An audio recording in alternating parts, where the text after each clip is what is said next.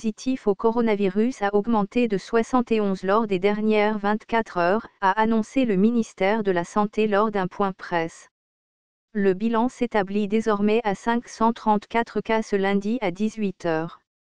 Le ministère de la Santé a également ajouté que le nombre de patients guéris a atteint un total de 14, tandis que 7 décès ont été enregistrés lors des dernières 24 heures.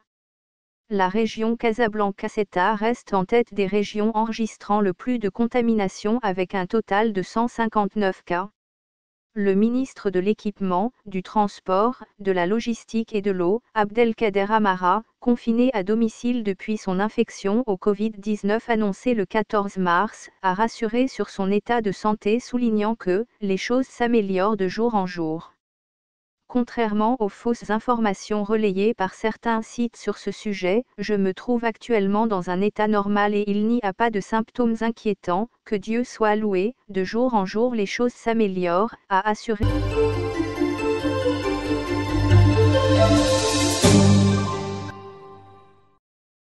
Utilisé depuis près de 20 ans, le médicament à base de plantes, phytomédicament, appelé apivirine a été testé avec succès sur des patients atteints du Covid-19 au Burkina Faso. Dr Valentin Agon, directeur général de l'industrie pharmaceutique Api Bénin, qui a fabriqué ce produit parle du premier patient traité au Burkina Faso et de l'efficacité du médicament sur une vingtaine de sujets atteints du Covid-19. Apivirine, antirétroviral, antiviral qui s'est révélé efficace sur plusieurs virus dont celui du VIH/SIDA a traité déjà plusieurs sujets positifs du Covid-19 au Burkina Faso. Selon Dr Valentin Agon, la première personne traitée est un Français qui vit au Burkina Faso avec sa famille. Informé par ses camarades de l'Université du Burkina Faso du cas du citoyen français, Valentin Agon a envoyé 4 boîtes d'apivirine via les bus qui font le trajet Cotonou-Burkina Faso. Le malade sous traitement d'apivirine avec 3 gélules x 4 par jour dès le lendemain a obtenu une amélioration. 11 personnes provenant de la famille du patient ont été également traitées avec le médicament apivirine. Après 5 jours de traitement, ils sont bien portants. Il y en a qui sont devenus négatifs au Covid-19, affirme Dr Agon. S'étant rendu au Burkina Faso, le directeur général de Api Bénin a rencontré avec ses collègues le vice-président de l'université de Ouagadougou ainsi que le ministre de l'Enseignement supérieur, de la Recherche scientifique et de l'innovation du Burkina Faso. Ce dernier a procédé à la mise en place d'un comité pour l'étude clinique. À la suite d'une réunion à l'Institut de recherche en sciences de la santé avec tous les corps intervenant dans le combat du Covid-19, un comité technique a été envoyé à 100 km de Ouagadougou. Les membres de ce comité se sont concentrés pendant 4 jours pour écrire l'essai clinique apivirine sur le Covid-19. Pendant ce temps, je donnais déjà de médicaments à beaucoup de malades qui passent par des autorités pour venir prendre. Et ça marchait très bien, déclare Dr Valentin Agon. Dès le lendemain poursuit-il, les résultats sont déjà visibles. Une vingtaine de patients dont des personnalités et hauts cadres ont été traités avec l'apivirine. À en croire le directeur général de Api Bénin, la concentration moléculaire du produit a été renforcée afin de lutter véritablement contre le Covid-19 qui fait peur au monde entier. Faisant à chaque fois le retour au ministre de l'Enseignement supérieur et de la Recherche scientifique du Bénin, Éléonore Ladécan YYI, il informe que l'essai clinique sera également fait sur le site béninois. L'efficacité clinique et virologique du médicament apivirine chez les patients atteints de Covid-19 sera évaluée. Selon lui, les discussions évoluent très bien entre les autorités burkinabées et celles du Bénin. Soyez fiers, soyez tranquilles et vous verrez les résultats bientôt, rassure Dr Valentin Agon. Le projet en cours est de produire massivement le médicament apivirine. Une production entre 300 000 à 10 millions de doses. Ce dont je suis fier, c'est que face à une pandémie mondiale, depuis le Bénin nous avons une solution et cette solution ira partout au monde pour sauver. On va utiliser apivirine qui est rebaptisé Api Covid-19, annonce-t-il.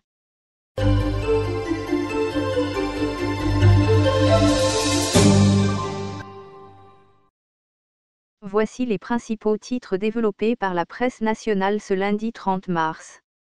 Le journal L'Économiste.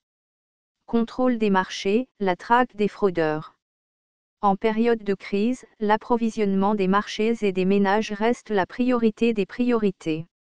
En même temps, ces situations exceptionnelles révèlent aussi des dérives, des hausses injustifiées de prix, des pratiques de spéculation sur des produits hautement sensibles, bonbonnes de gaz, fruits et légumes, produits de première nécessité.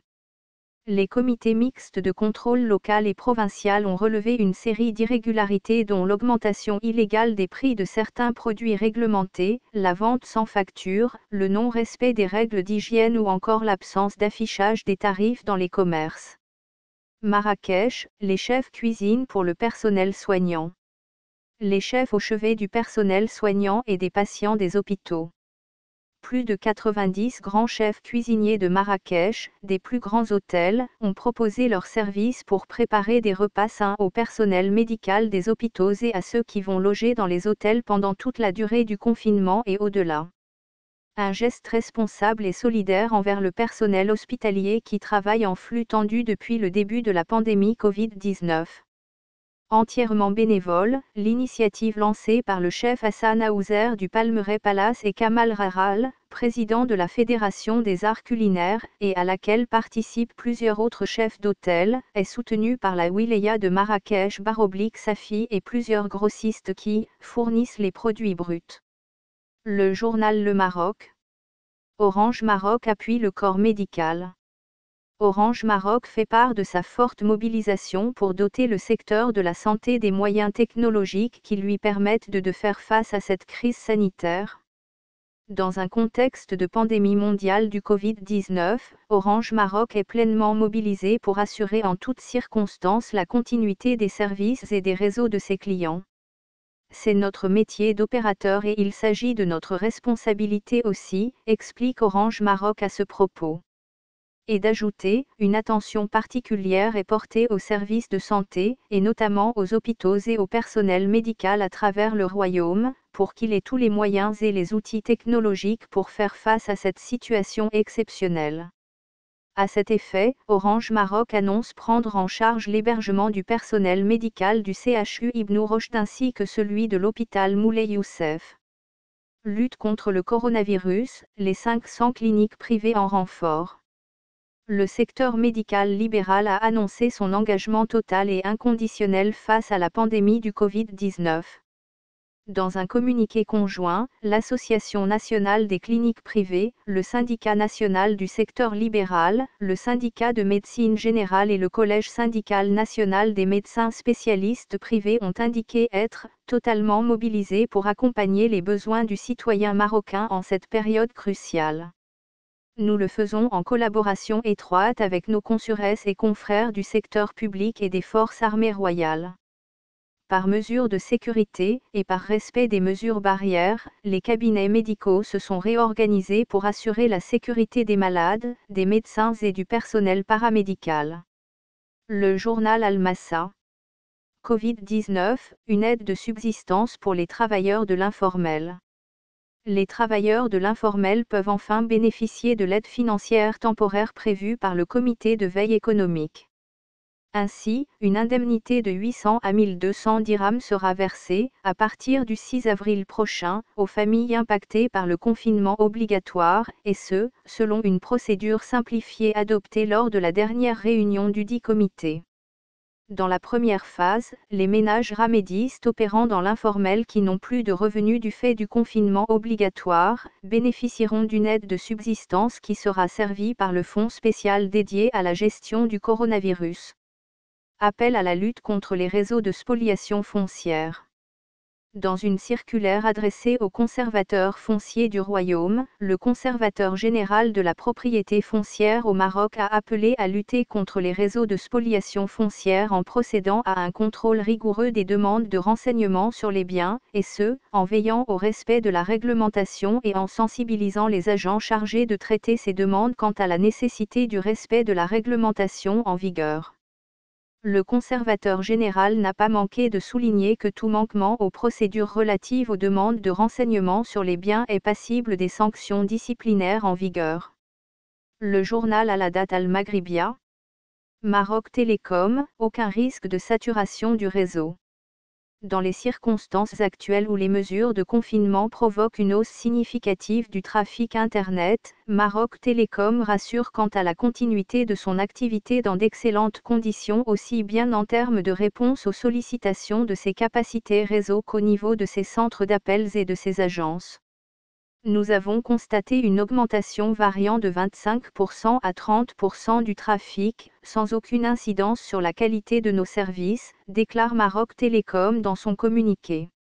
Ainsi, Maroc Télécom précise que la capacité disponible des infrastructures existantes est suffisante pour supporter l'augmentation du trafic dans le contexte actuel. Salon, Archimède, de Moscou, le Maroc décroche 3 médailles d'or en Russie. Le Maroc, représenté par l'École marocaine des sciences de l'ingénieur, AMSI, a remporté 3 médailles d'or au Salon international des inventions et des innovations technologiques, Archimède, tenu à distance du 23 au 27 mars à Moscou, en raison de la pandémie du coronavirus. L'AMSI, qui a présenté lors de ce salon international des projets de ses laboratoires de recherche, de développement et d'innovation, Smarty-Lab et LPRI, a été primé pour les inventions Genius Water Pipeline for Building, Smart Micro Wind for Highway et Smart Hospital Management, indique un communiqué de l'école.